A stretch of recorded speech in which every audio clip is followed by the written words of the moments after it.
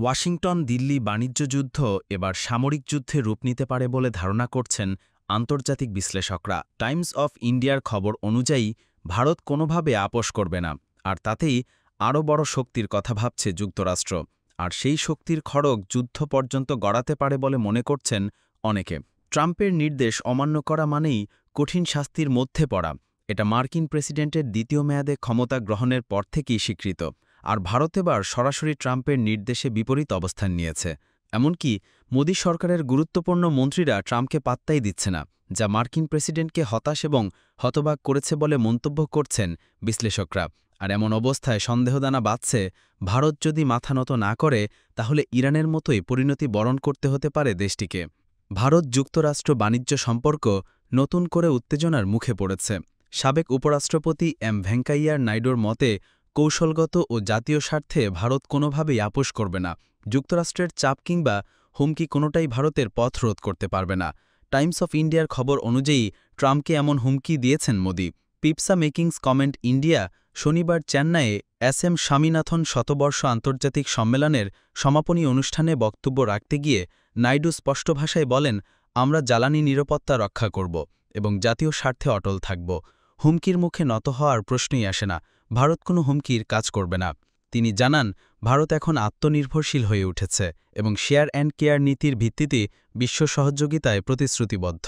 তবে তার এই বক্তব্য এমন এক সময় যখন মার্কিন প্রেসিডেন্ট ডোনাল্ড ট্রাম্প ভারতের পণ্যের শুল্ক 25% থেকে বাড়িয়ে 50% করেছেন এবং ভারতকে মৃত অর্থনীতির দেশ বলে কটাক্ষ করেছেন। নাইডুর মধ্যে ভারতের দ্রুত অগ্রগতি ও বিশ্বজোরের স্বীকৃতি কিছু দেশের মধ্যে ঈর্ষা তৈরি করেছে। যুক্তরাষ্ট্রকে উদ্দেশ্য করে তিনি বলেন, তারা আমাদের উন্নতি সহ্য করতে পারছে না, তাদের হজমে সমস্যা হচ্ছে। তিনি আশা প্রকাশ করেন, কৃষক, গবেষক ও তরুণদের অবদানে ভারত বৈশ্বিক অর্থনীতিতে চতুর্থ থেকে দ্রুত তৃতীয় স্থানে পৌঁছাবে।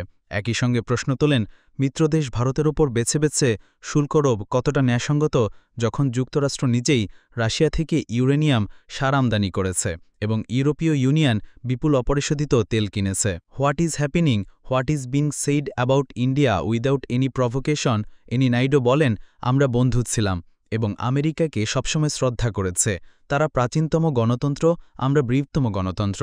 পারস্পরিক শ্রদ্ধা থাকা উচিত, কিন্তু কোনো উস্কানি বা যুক্তিসঙ্গত কারণ ছাড়াই ভারতের বিরুদ্ধে যা বলা হচ্ছে তা সত্যিই দুঃখজনক। বিশ্লেষকরা বলছেন, রাশিয়া থেকে তেল কেনার অপরাধে প্রেসিডেন্ট ট্রাম্প ভারতের উপর যে বাড়তি 25% শুল্ক চাপানোর কথা ঘোষণা করেছেন, সেই ধাক্কা থেকে দিল্লি এখনও বেরোতে পারেনি।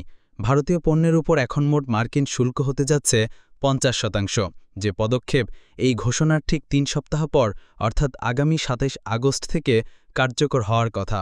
এই পদক্ষেপকে ভারত সরকার বিবৃতিতে অন্যায় ও অযৌক্তিক বলে বর্ণনা করেছে, আর 50% শুল্কের ধাক্কা সামলানো অসম্ভব ও পথে বসার শামিল বলে জানিয়েছেন ভারতীয় রপ্তানিকারকরা। বিশ্লেষকরা বলছেন, ভারতের রপ্তানিমুখী বাণিজ্য ও সার্বিক অর্থনৈতিক প্রবৃত্তির উপর এত বড় আঘাত স্মরণকালের মধ্যে আসেনি। যেহেতু দুই দেশ এখনও কোনো সমঝোতায় আসতে পারেনি, তাই ওয়াশিংটন দিল্লি বাণিজ্য দ্বন্দ্বের শেষ কোথায় তা এখনও অজানা।